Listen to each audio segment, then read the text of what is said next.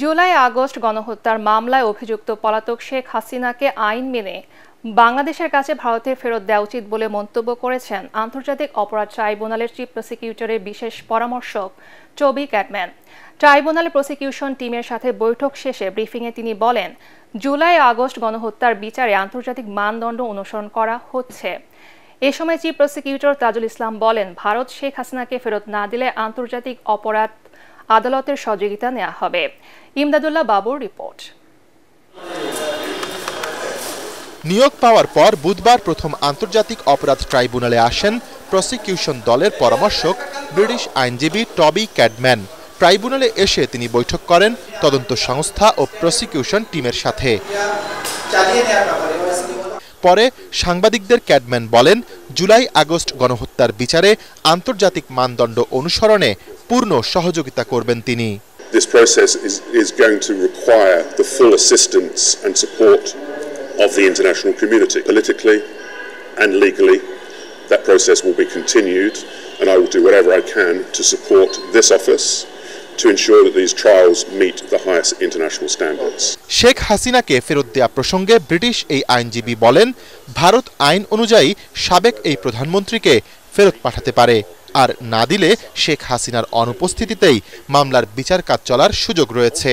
We would hope, and certainly we would make a call to India as a democratic state, that they respect the rule of law and they respect a lawful and proper request for her extradition when an extradition request is made. If extradition is refused, we will have to then look upon whether she is tried in her absence or whether in fact we look to the International Criminal Court to provide assistance. এ সময় আন্তর্জাতিক অপরাধ ট্রাইব্যুনালের chief prosecutor Tajul Islam বলেন, গণহত্যার বিচারে আসামি পক্ষ চাইলে বার কাউন্সিলের অনুমতি সাপেক্ষে বিদেশি পরামর্শক নিয়োগ দিতে পারে। আমাদের আইনে আমরা সেটাও করেছি যে ডিফেন্সের পক্ষ থেকেও তারা যদি এই ধরনের কনসালটেন্ট নিয়োগ করতে চান, তাদের পক্ষে অ্যাডভাইস গ্রহণ করার জন্য সেটাও তারা করতে পারবেন, কিন্তু তারা কোর্ট রুমে লয়ার হিসাবে সরাসরি করতে হলে বার কাউন্সিলের পারমিশন ছাড়া করতে পারবেন না। 10 বছর আগে ৭১-এর মানবতা বিরোধী অপরাধে যখন জামায়াত নেতাদের বিচার শুরু হয়, তখন টবি ক্যাডম্যানকে আইনজীবী হিসেবে নিয়োগ করেছিল জামায়াত, কিন্তু সে সময় তাকে আইনজীবী হিসেবে কাজ করার অনুমোদন দেয়নি শেখ হাসিনার সরকার। তবে 5 আগস্টের পরিবর্তিত পরিস্থিতিতে সেই টবি ক্যাডম্যানই এখন জুলাই আগস্ট গণহত্যার প্রসিকিউশন টিমের পরামর্শক।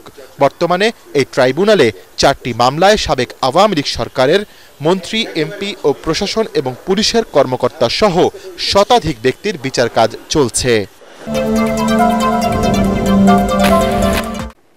ভারতের আগরতলায় বাংলাদেশের সরকারি হাইকমিশনে হামলা ও জাতীয় পতাকার অবমাননার প্রতিবাদে আগরতলা অভিমুখে লং মার্চ করেছে বিএনপির 3 অঙ্গ সংগঠন। যাত্রাপথে ভৈরব হয়ে ব্রাহ্মণবাড়িয়ার আখাউড়া স্থলবন্দরে গিয়ে সমাবেশের মধ্য দিয়ে শেষ হয় এই লং মার্চ। এর আগে সকালে নয়াপল্টনে বিএনপির কেন্দ্রীয় কার্যালয়ের সামনে সংক্ষিপ্ত সমাবেশে দলের সিনিয়র যুগ্ম মহাসচিব রুহুল কবির রিজভির বক্তব্য শেষে যাত্রা শুরু করে লং মার্চ। ব্রাহ্মণবাড়িয়া প্রতিনিধি ইসাক সুমনকে সাথে নিয়ে রিপোর্ট করছেন মাঝারুল হক মুহাজির।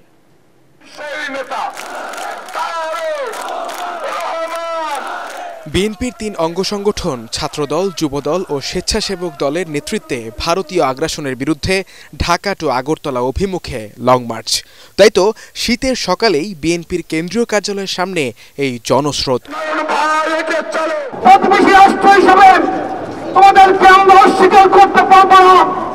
কিন্তু রাজনীতির সকল শিষ্টাচার মেনেই তোমাদেরকে চলতে হবে।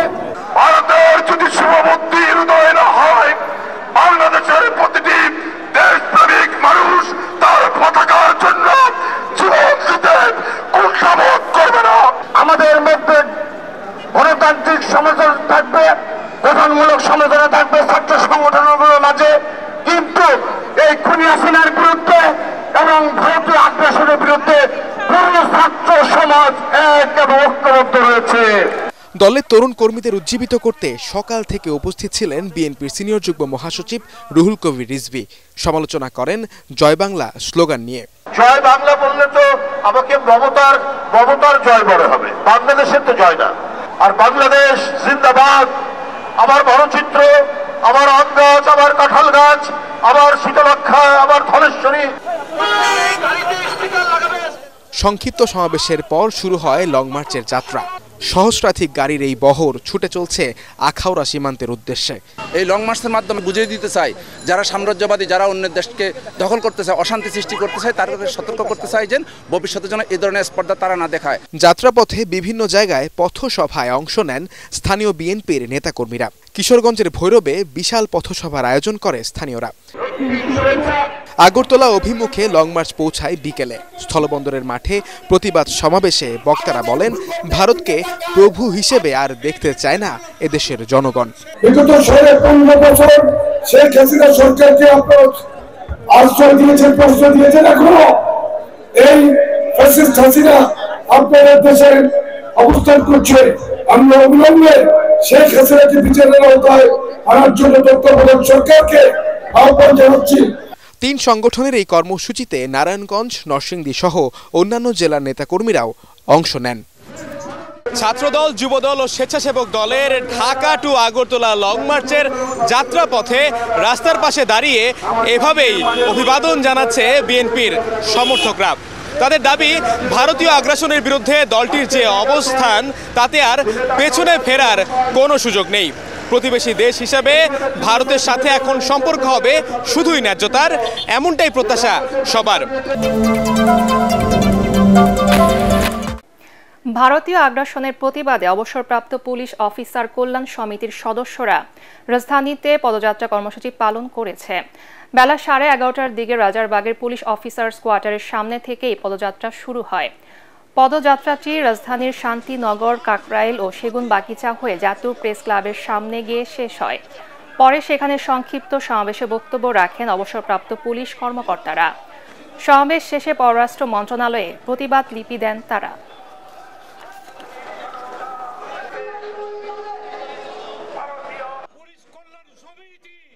ভারত আমাদের অভ্যন্তরীণ ব্যাপারে হস্তক্ষেপ করছে, এই দেশ থেকে অস্থিতিশীল করার চেষ্টা করছে, এই দেশের সাম্প্রদায়িক পরিবেশ নষ্ট করার চেষ্টা করছে এবং আমাদের মধ্যে যে সমৃদ্ধি আছে, সৌহার্দ্য আছে, সেটা নষ্ট করার চেষ্টা করছে এবং নষ্ট করে কোনো একটা দলকে তারা সুযোগ সৃষ্টি করার পয়তারা করছে। আমরা এর বিরুদ্ধে আজকে প্রতিবাদ করছি। তাদেরকে জানিয়ে দেওয়ার জন্যে যে 1971 সনে প্রথম যারা রাজারবাগে প্রতিরোধ করে তুলেছিল সেই পুলিশ বাহিনীরই কেন আমরা উত্তরসূরি। কাজে আমরা প্রয়োজন বোধে আবার পথে নামবো এবং এই দেশের স্বাধীনতা রক্ষা করার জন্য যে কোনো ত্যাগ স্বীকার করতে রাজি। দেশকে অশান্ত করার ষড়যন্ত্র জনগণ ব্যর্থ করে দিয়েছে বলে জানিয়েছেন জামাতে ইসলামীর আমির ডাক্তার শফিকুর রহমান। মজলিসে শুরার অধিবেশনে তিনি এই কথা বলেন। এ সময় আমিরে জামাত বলেন, দেশের জনগণ কারো কাছে মাথা নত করবে না, কাউকে মোড়ল মানবে না। এ সময় সংস্কার ও নির্বাচনী রোডম্যাপ ঘোষণার দাবি জানান তিনি। আরও জানাচ্ছেন ইয়াসিন রানা। রাজধানীর মগবাজারে আল ফালাহ মিলনায়তনে সারা দেশ থেকে জামাত ইসলামীর 4 শতাধিক নেতৃবৃন্দ যোগ দেন মজলিসে শুরার অধিবেশনে। জামাতের এই নীতি নির্ধারণী বৈঠকে সিদ্ধান্ত নেওয়া হবে আগামী 1 বছর দলের রাজনৈতিক পলিসি নিয়ে। এতে সূচনা বক্তব্যে দলের আমির শফিকুর রহমান বলেন, গত 15 বছরে আওয়ামী লীগের জুলুম নির্যাতনে সবচেয়ে বেশি ক্ষতি হয়েছে জামাত ইসলামীর। দেশকে কারাগারে পরিণত করা হয়েছিল, শাহবাগে তৈরি করা হয়েছিল প্যারালাল সরকার।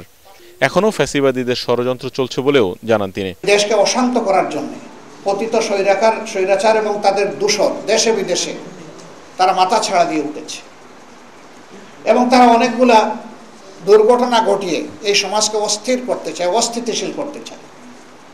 আলহামদুলিল্লাহ, বাংলাদেশের বিচক্ষণ দেশপ্রেমিক জনগণ ইতিমধ্যেই তাদের ফাঁদ বুঝতে পেরে তাদেরকে ব্যর্থ করে দিয়েছে। আমাদের প্রতিপক্ষ যদি এটা বুঝতে পারে যে এই দেশের মানুষ আর কারো কাছে অসহায়ভাবে আত্মসমর্পণ করবে না এবং কোনো চোখ রাঙ্গানিকে পরোয়া করবে না, তাহলে তাদের জন্য এবং আমাদের জন্য কল্যাণকর।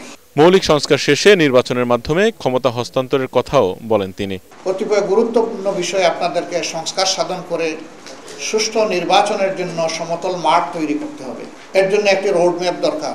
এরপরে আমরা বলেছিলাম যে সংস্কারের এই মৌলিক বিষয়গুলা সম্পন্ন হওয়ার সাথে সাথেই নির্বাচন অনুষ্ঠানের পদক্ষেপ আপনাদেরকে নিতে হবে।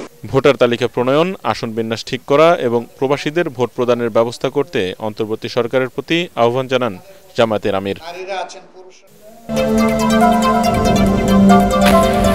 ভুয়া মুক্তিযোদ্ধাদের বিষয়ে ইনডেমনিটি জারি হতে পারে বলে মন্তব্য করেছেন মুক্তিযুদ্ধ বিষয়ক উপদেষ্টা ফারুকী আজম। তিনি জানান, অভিযুক্তরা দোষ স্বীকার করলে সাধারণ ক্ষমা আর তা না হলে কঠোর শাস্তি নিশ্চিতে বিধান করা হবে। বিকেলে শহীদ বুদ্ধিজীবী দিবস ও বিজয় দিবস উপলক্ষে আয়োজিত এক সংবাদ সম্মেলনে একথা বলেন তিনি।